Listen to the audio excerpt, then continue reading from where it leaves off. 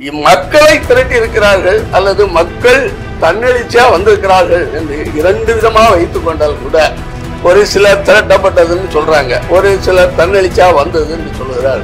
இப்ப நான் பார்க்கும்போது கூட திரட்டப்பட்டது என்பதை விட தன்னெழுச்சியா வந்ததுன்னு தான் என்னால கூட பார்க்க முடியுது. நான் இப்ப நம்ம தலைவர் வரான்னா நம்ம என்ன பண்றோம், அங்க நில்லு இங்க நில்லு நம்ம 10 பேர் ஒழுங்குபடுத்துறோம். அந்த ஒழுங்குபடுத்தும். சோ இந்த ஒழுங்குபடுத்தல்ங்கிறது அங்க எந்த இடத்துலயும் பார்க்க முடியல.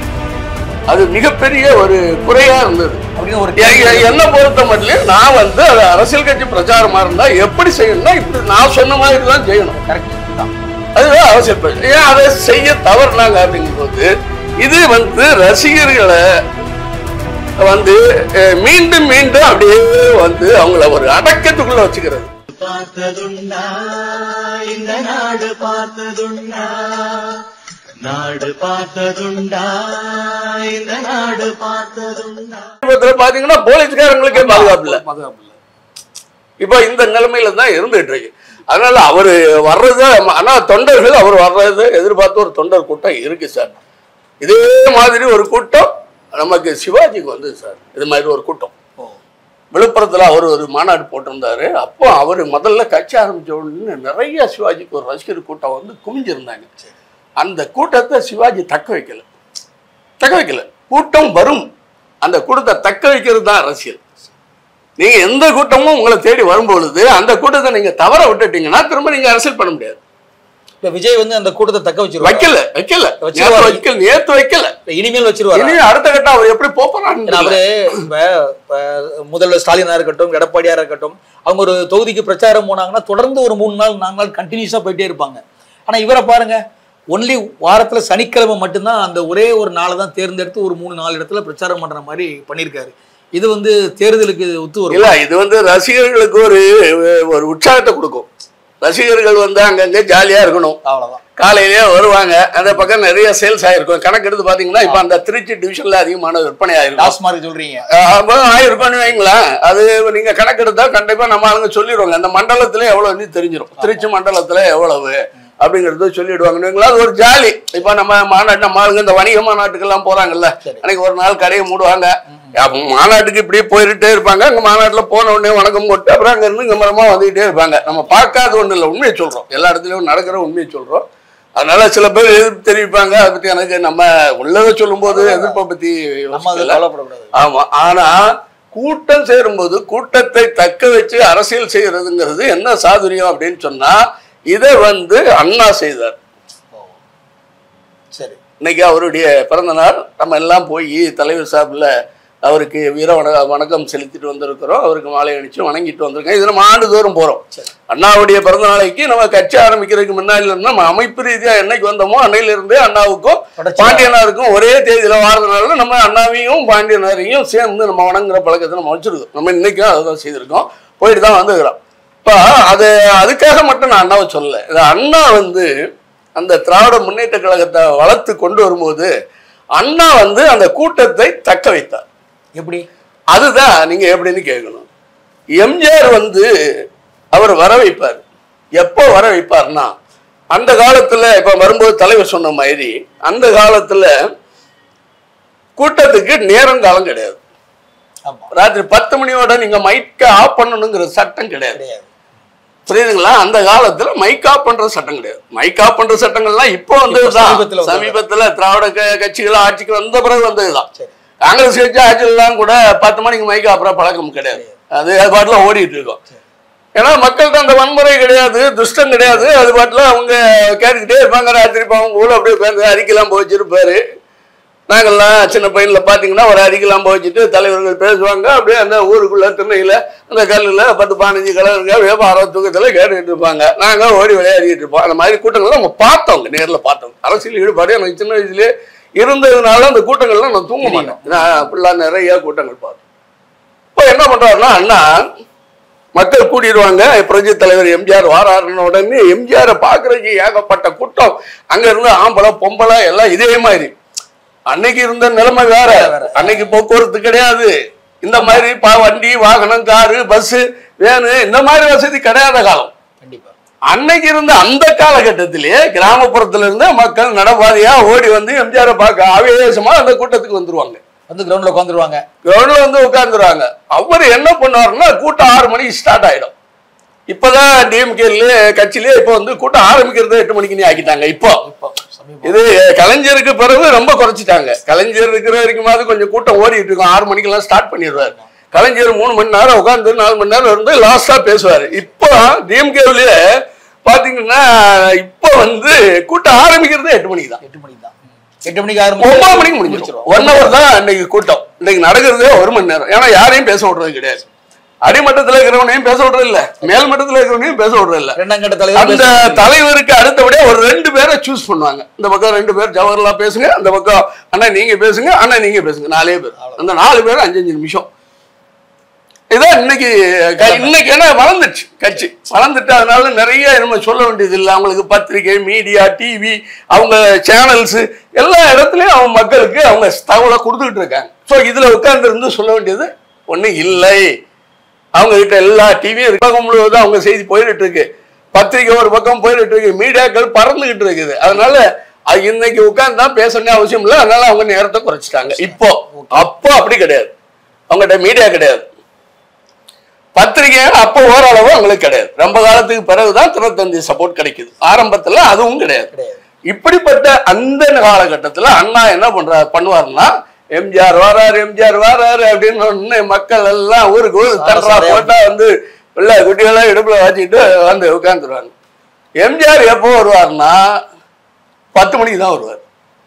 6 மணிக்கு ஆரம்பிச்சு தலைவர்லாம் பேசிட்டு எல்லா தலைவரும் பேசுவான். வட்டச் செயலாளர், சின்ன தலைவர், அந்த தலைவர், இந்த தலைவர், இந்த ஒரு தலைவர், அந்த ஒரு தலைவர், எல்லா பையனுக்கும் ட்ரைனிங் கொடுப்பாரு. எல்லாரும் மைக்க பிடிச்சா அவன் கருத்தை சொல்லிட்டு இருப்பான். கழகம் எங்களது, திராவிட முன்னேற்ற கழகம் தான் வருங்காலம், தமிழர்கள் நாம் தான் தமிழர்கள். இது இப்ப சீமான் சொல்றாங்க நாம் தமிழர், அவங்க சொன்னது, அவங்களாம் சொன்னதுதான்.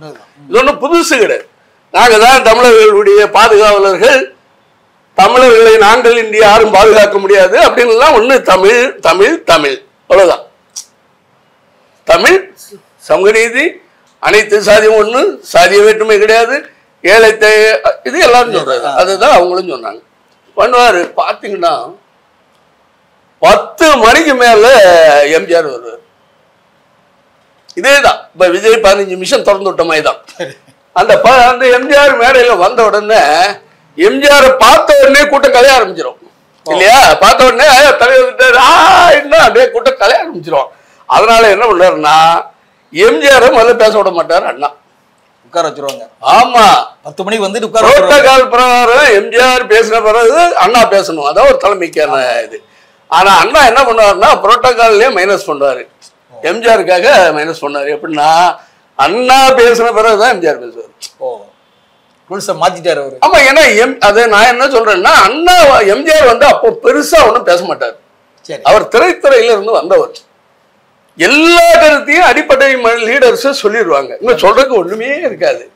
முகத்தை பார்த்து மக்களுக்கு வணக்கம் சொல்லணும், ஏதோ பஞ்சிட்டாக்க 2 வரியில சொல்லணும். ஒரு 5 நிமிஷம் 10 நிமிஷம். ஆமா, நம்ம கொடி பறக்கணும், நம்ம கோட்டையில ஏறணும், அப்படியே ஏதோ 1 2 4 வார்த்தை சொல்லணும். அண்ணா 10 மணிக்கு எம்ஜிஆர் வந்த பிறகு எம்ஜிஆர் உட்கார வச்சுட்டு அண்ணா பேசுவார். அடேங்கப்பா, அப்படியே சானா அப்படியே மெயின்ல உள்ளுக்கு அப்படியே ஒவ்வொருத்தரும் உள்ள ஏத்தி அப்படியே நரம்பெல்லாம் வந்து அப்படியே சுண்டு வரல வெளியே அவனுக்கு அப்படியே தீப்பொறி மாதிரி உடம்புல. அந்த அன்னைக்கு ஏத்தின அந்த திராவிட உணர்வு தான் இன்னைக்கும் திமுகவுக்கு உயிர் மிச்சா இருந்துட்டு இருக்கு. அப்படியே அவங்க ஒரு ரத்தத்துக்குள்ளே அப்படியே போய் போகும். அந்த அளவுக்கு அண்ணாவுடைய பேச்சாற்றல்ல நேரு மயங்கினார்னா பாருங்க. நேரு மயங்கினார். அண்ணாவுடைய பேச்சில் நேரு மயங்கினார். பாராளுமன்றம் ஆங்கில புலமை பெற்றவர். ஆமா, அவருடைய பேச்சை பார்த்து இதுவரைக்கும் இப்படிப்பட்ட ஒரு பேச்சை நான் கேட்டதில்லைன்னு கண்டுபிடிக்கிறார்ல நேரு. அந்த அளவுக்கு ஒரு பெரிய பேச்சாளர். அவரை சாதாரணமா சொல்ல முடியாது. இவங்களுக்கு எல்லாருக்கும் ஒரு அடிப்படையா உருவாக்கி கொடுத்தாங்க.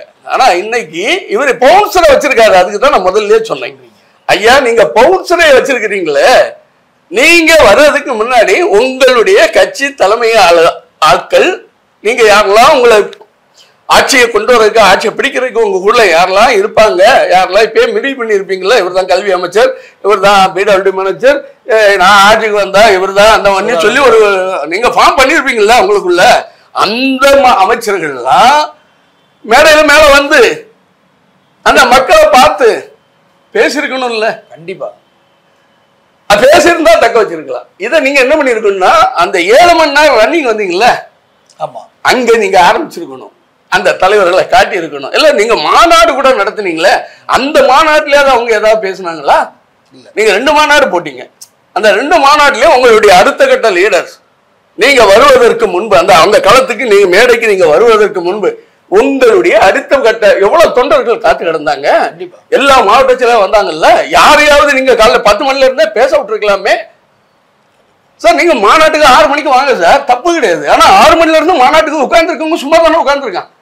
வந்தவன் எதுக்குடா வந்தோங்கிறான். அப்ப அவனுக்கு நீ ஏன் வந்த, எதுக்கு வந்த, என்ன செய்யணும், அடுத்து நம்ம கட்சி இப்படி இருக்கணும் அப்படி இருக்கணும், நம்ம தொண்டர்கள் எல்லாம் நம்ம இப்படி ஆர்கனைஸ் பண்ணணும்னு சொல்லணும்ல. இதுக்குதான் கலைஞர் திமுக காலையில இருந்தே கருத்தரங்கம், கவியரங்கம் நிறைய போட்டு காலையில இருந்து ஆரம்பிச்சிருவாங்கல்ல. அங்கேயும் கூட்டம் ஜே ஜேன்னு கேட்டு எத்தனை 3 நாள் மாநாடு எல்லாம் போடுவாங்க. 3 நாள் மாநாட்டுல இந்த தலைவர் வந்து பேச வச்சிருக்காங்க. அதெல்லாம் இல்ல, 3வது நாள் தான் மாநாட்டுக்கு தலைவர் வருவார். அந்த அமைப்பை உருவாக்கல அப்படின்னு சொன்னா அந்த இயக்கம் தோல்வி அடையும். புரியுதுங்களா? அந்த இயக்கமே தோல்வி அடையும். ஏன்னா மக்கள்கிட்ட கருத்தை கொண்டு போய் சேர்க்கணும். நிறைய இருக்கு. நீங்க வந்து 10 நிமிஷத்துல சொல்லிடுவீங்க. ஆனா 10 நிமிஷத்துல சொல்லி முடிக்கிற கருத்தா இது? இப்ப நான் எவ்வளவு நேரம் பேசியிருக்கிறேன். உங்களுக்கே நான் பேசுறது உங்களுக்கே சலிப்பு தட்டுது. இவ்வளவு நேரம் என்னடா இவரு வீடியோல உட்காந்துக்கிட்டு யூடியூப்ல புலல் தர்மராஜ் இவ்வளவு நேரம் பேசிட்டு இருக்காரு, இதெல்லாம் யார்டா கேட்பான், இவ்வளவு நேரம் பேசினா யாரு கேட்பான்னு நீங்க சொல்றீங்க, உங்களுக்கே தோணுது. ஆனால் இதை 8 மணி நேரம் உட்கார்ந்து இருக்க ரசிகர்கள் மத்தியில் 10 பேர் மாறி மாறி மாறி மாறி தலைவர்கள் பேசும்போது என்ன மைண்ட் அப்படி தெரியுமா? அண்ணாச்சி இவ்வளவு நேரம் எக்ஸ்பிளைன் நல்லா பண்ணிட்டு இருக்காங்க. ஆனா உண்மையான கருத்துக்கள், நியாயமான கருத்துக்கள் சொல்லிட்டு இருக்கீங்க. இதை நம்ம எப்படி ஒரு 40 நிமிஷம் 50 நிமிஷம் போட்டா வியூவர்ஸ் பாப்பாங்களா, இது 2ஆ போடலாம் 3ஆ போடலாமா அப்படின்னு தான் என் மைண்ட் ஓடி. இல்ல அது கரெக்ட் தான் சார். இப்ப நான் ஒண்ணு சினிமா நடிகர் கிடையாது, நான் ஒரு சூப்பர் ஸ்டாரும் கிடையாது. என் மூஞ்ச பார்த்த உடனே பார்க்கணும்னு யாரும் நினைக்கவும் மாட்டாங்க இல்லையா. நான் ஒரு சாதாரண தொண்டை, அதனால என்னை பார்த்த உடனே எல்லாரும் பார்க்கணும்னு நினைக்க மாட்டாங்க. ஒருவேளை நான் பேசுற கருத்து ஓரளவு அவங்களுக்கு பிடிச்சனா கொஞ்சம் நேரம் கண்டினியூ பண்ணுவாங்க.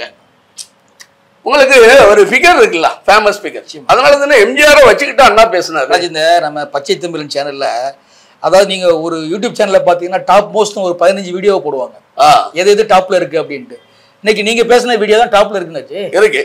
இல்ல அதான் சொல்றேன், நம்ம உண்மையா பேசுறோம்ல, எல்லாருமே ஆதரிப்பாங்க. ஏதோ இப்ப நீங்க டாப்ல இருக்குன்னு சொன்னதை விட நம்ம பேசுனதுல கமெண்ட்ல யாராவது தவறா சொல்லியிருக்காங்களா பாத்தீங்களா? நம்ம அதாவது கமெண்ட்ல ஒரு 10 பேர் தவறா சொல்லியிருக்காங்களா, ஐயோ என்னையா பேசுறேன், என்னையா தப்பு தப்பா பேசுறேன் அப்படி ஏதாவது சொல்லியிருந்தாங்கன்னா நம்ம யோசிக்கணும், நம்ம திருத்திக்கணும். அதுக்கு தானே கமெண்ட் பாக்குறோம். யாராவது நம்மளுடைய குற்றச்சாட்டு சொன்னா நம்ம பண்ணோம். இப்போ இது நாம எந்த விஷயத்திலையும் யார் குற்றச்சாட்டு சொன்னாலும் அந்த குற்றச்சாட்டை நம்ம திருத்திக்கணும். அப்போ ஆமா, குற்றச்சாட்டு வரணும்னு நம்ம எதிர்பார்க்கணும், நம்மளை சொல்லணும். ஆனா இது தப்புடா அப்படின்னு சொன்னாங்கன்னா ரைட்டு தம்பி, தப்பா இதுல பாக்குறோமா, தப்பு இருந்தா மாத்திக்கிறேன். அதாவது தப்புன்னு அவன் சொன்னதுனால நான் மாத்திர ஆள் கிடையாது. இப்ப நீங்க அண்ணாச்சி நீ தப்புன்னு நீங்க சொன்னா அதுல நான் தப்பு இருக்கான்னு தெரிஞ்சுதான் மாத்திப்பேன். இல்லைன்னா அதுக்காக ஒரு சொல்லிட்டாருப்பா அதனால தப்புப்பா அப்படி முடிவு எடுக்க மாட்டோம். அதுக்கு தானே நம்மளுக்கு வந்து 6வது ஒரு அறிவை கொடுத்துருக்கிறான். கண்டிப்பா சிந்திக்கும் அறிவு, பகுத்தறிவு, சிந்திக்கும் அறிவு, இதெல்லாம் மனுஷனுக்கு கொடுத்துருக்கிறான். சீர்தூக்கி பார்க்கணும்ல. இது நம்ம சிந்திச்சு பாக்குறோம், ஒரு ரைட்டு தப்பு இருக்கு, ஆமா ஆமாண்ணா தப்பு தானே, நியாயத்தை எடுத்துக்கிறோம். இதான் சார் இந்த விஷயம்தான் விஜயுடைய இது. ஆனா கடைசியா ஒன்று சொல்லிடுறேன். வந்து நேற்று ஒரு எங்க உள்ளூர் திருமணத்துக்கு ஒன்று போனேன். சரி, எங்க ஊர்ல புள்ளியல் எல்லாம் பொம்பளை புள்ளி ஆம்பளை புள்ளிய பூரா ஓடி வந்து என்கிட்ட சத்தியமா மாமா நீங்க எங்க கட்சிக்கு வந்துடணும், நாங்க விஜய்க்கு தான் வாக்களிப்போம்.